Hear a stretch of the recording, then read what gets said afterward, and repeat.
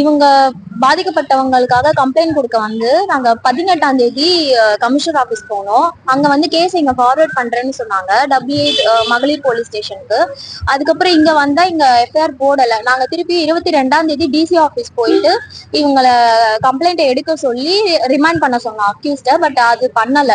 அப்புறமா 23ஆம் தேதி திரும்பியும் இங்க வந்து நாங்க காலையில இருந்து வெயிட் பண்ணி எஃப்ஐஆர் போடுறதுக்காக வந்த போது இன்ஸ்பெக்டர் சுப்புலட்சுமி வந்து அவங்க என்ன பண்ணாங்க, 10,000 ரூபாய் கொடுத்தாதான் நான் எஃப்ஐஆர் போடுவேன்னு சொல்லி பாதிக்கப்பட்ட இந்த பெண் கிட்ட கேட்டாங்க.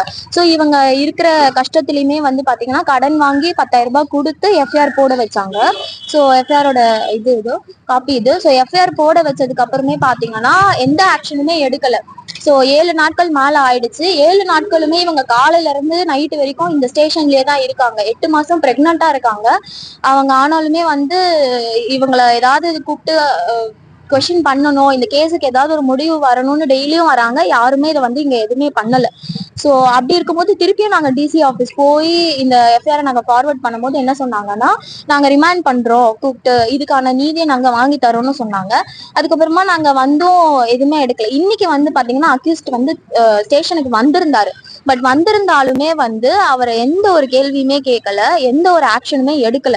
அவர் போனதுக்கு அப்புறமா நாங்க போய் கேட்டோம், ஏன் நீங்க வந்த அக்யூஸ்ட வந்து நீங்க விட்டுட்டீங்க, இவர் மேலதான் நாங்க கம்ப்ளைண்ட் கொடுத்திருக்கோம், விசாரிங்கன்னு சொல்லும் போது அவங்க என்ன சொன்னாங்க, அவங்களெல்லாம் பிடிக்கிறது எங்க வேலை கிடையாது, உங்களுக்கு வேணும்னா நீங்க போய் பிடிச்சிக்கோங்கன்ற மாதிரி என்கிட்டயும் என் கூட இருக்க வழக்கறிஞர் கிட்டயும் சொன்னாங்க.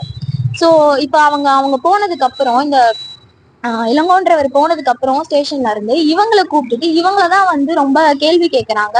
அண்ட் இவங்களதான் வந்து ரொம்ப இதுவா பேசுறாங்க, நீதான் தப்பு பண்ணன்ற மாதிரி இவங்க பக்கமே திருப்பி பேசுறாங்க. சோ அங்க என்ன நடந்துச்சுன்னு எங்களுக்கு தெரியல. சோ இது வந்து மகளிர் போலீஸ் ஸ்டேஷன் எதுக்காகனா பாதிக்கப்பட்ட பெண்களுக்காக நீதி வாங்கி கொடுக்கறதுக்கு உதவி செய்யறதுதான்.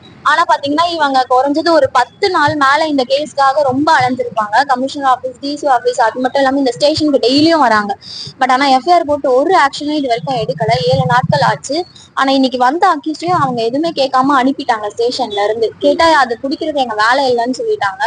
சோ இதனாலேயே நிறைய பாதிக்கப்பட்ட பெண்கள் வந்து மகளிர் போலீஸ் ஸ்டேஷன் இருந்துமே வந்து கம்ப்ளைண்ட் கொடுக்கறது இல்ல.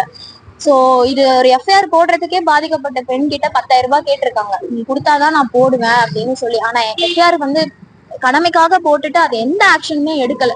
இன்னைக்கு அக்யூஸ்ட் வந்துமே அவங்க விட்டுட்டாங்க. சோ இத வந்து மேற்கொண்டு டிசி அவர்கள், கமிஷனர் அவர்களுக்கு வந்து இத பார்த்து இதுக்கு இந்த பெண்ணுக்கு வந்து ஒரு நீதி கொடுக்கணும். ஏன்னா அவங்க ரொம்ப பாதிக்கப்பட்டிருக்காங்க. 8 மாசம் பிரெக்னண்டா இருந்து டெய்லியும் வந்து ஸ்டேஷன்ல நின்று கஷ்டப்பட்டுட்டு இருக்காங்க. சோ இத வந்து என்னன்னு பார்த்து இவங்களுக்கு கொஞ்சம் கேஸ் வந்து இது பண்ணி கொடுக்கணும். பிளே ஸ்டோர் மற்றும் ஆப் ஸ்டோரில் இருந்து பாலிமர் செயலியை QR கோடு மூலம் பதிவிறக்கம் செய்யுங்கள். செய்திகளை உடனுக்குடன் பெறுங்கள்.